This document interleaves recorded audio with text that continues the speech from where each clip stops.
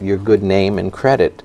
But many of the veterans are still having similar troubles. I think I've seen figures of up to 20% of the homeless population are veterans of various wars. How could that possibly be the case if not for the lack of adequate benefits such as housing that is not being made available to them? If these issues arise after they leave service, what do you think prompts young men in our society today to put their lives on the line? Is it the notion of, are veterans heroes? Is there valor? Is there courage? What is that compelling force that makes a young man or young woman, sign up for 4 years or longer and put their life on the line? Well, I'm sure the veterans who are coming up next on the program would be able to answer that better than I can, but from what I've seen is that the military recruiters tend to seek out young people from poor inner city neighborhoods or rural areas where there are limited opportunities, and sort of take advantage in a way of the misfortune that people have. So on the one hand, the military is a way to get up and out of your economic status. For others, I'm sure there's a long tradition of service, their father or mother or grandparents, and they feel the call of duty and they want to serve.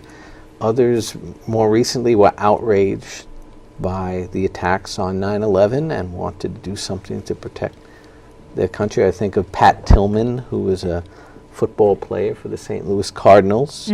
He was making millions of dollars in the NFL, and he just quit and joined the Rangers, Special Forces, and unfortunately he was killed in Afghanistan due to a friendly fire incident, which the military lied to his family about the circumstances of it. But thanks to an investigation, some people have been censored. But nevertheless, there's an example of a selfless person. There are a lot of people that just think this is the right thing to do, and we're all better for that.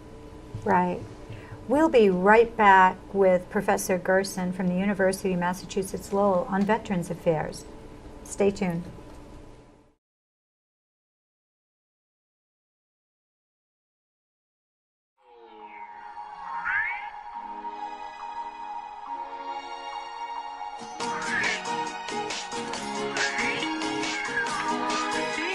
What's cooking in Mill City?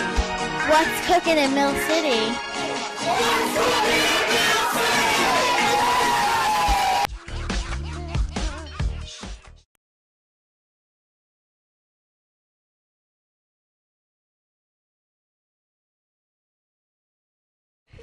Thank you. You're joining us on a very special public affairs show. We are here with Professor Jeff Gerson from the University of Massachusetts Lowell in the Political Science Department.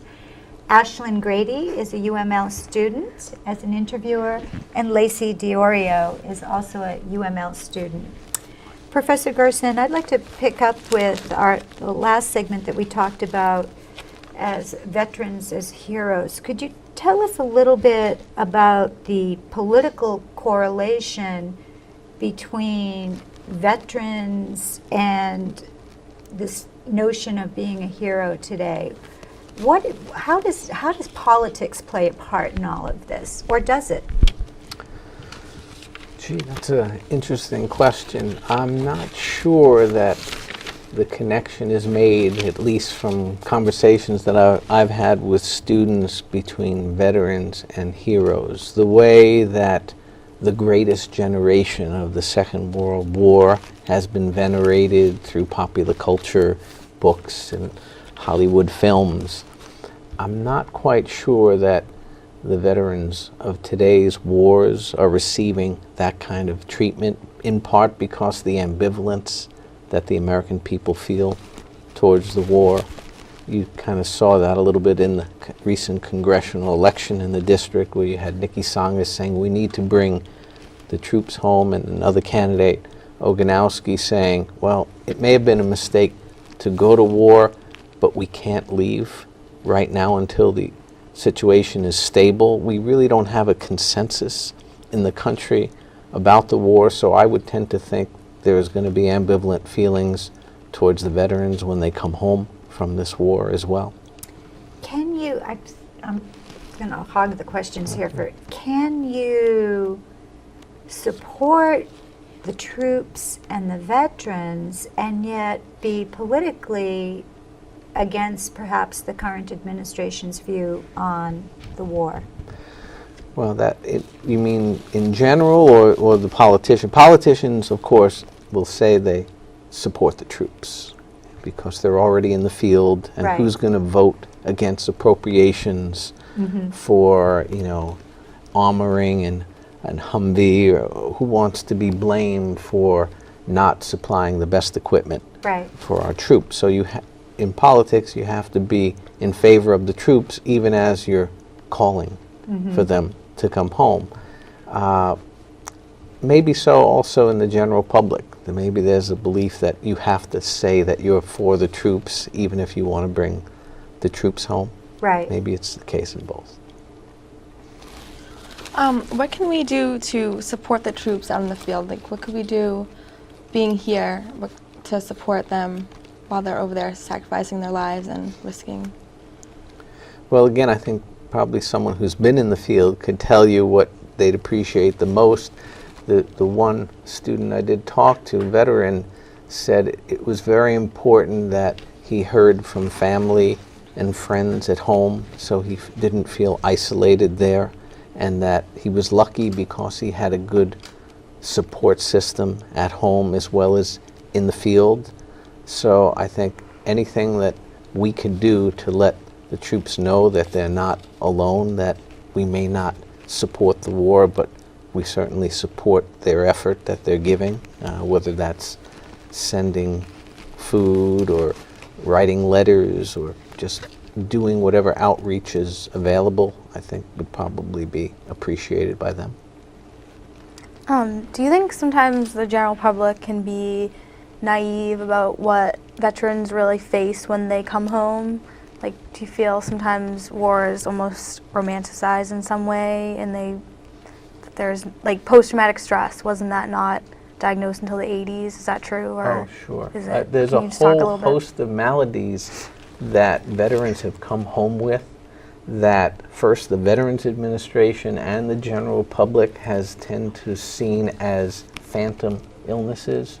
For instance, Vietnam War veterans came home and claimed they were suffering very terrible consequences of a defoliant that was sprayed throughout the country. It was generally called Agent Orange, that was supposed to strip all the trees of their foliage so you could see the enemy and attack the enemy, except we sprayed this on our own troops as well as the civilian population, and soldiers came home and claimed they got terrible types of cancer as a result of it. It took 20 years of a federal class action lawsuit of veterans to win recognition from the U.S. government that they were indeed suffering from illnesses from Agent Orange, and they, I think, got a payout from the chemical companies of something like $1,000 each for their trouble.